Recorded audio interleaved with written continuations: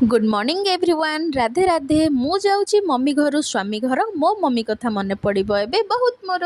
पुओ बाहरी थिला ड्यूटी तो मुझे सहित आसती भारी अधा बाट से आमको ये छाड़ी पलैला मुझे आमर आसती भारी बाबू सहित से पाखे थे मत सबकि भल लगे। ब्लेस टू हैव यू पति देव।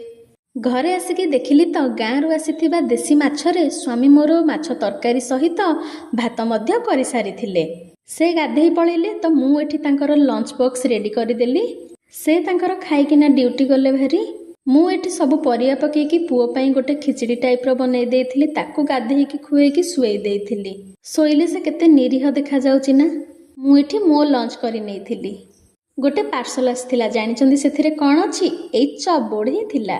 जदि एही प्रोडक्ट टी दरकार तो कमेंट करिवे लिंक पाई।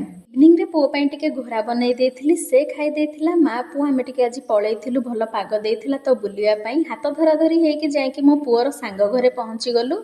से तांकर एठी हैंडशेक करिकी बसी गले खेलिबा पाई। पुणी से आम घर को भी आसीथिला। एठी मिसिकिना दी जण जाक खेलिले। ता बाबा ताको टिके बुलेई आनिथिले।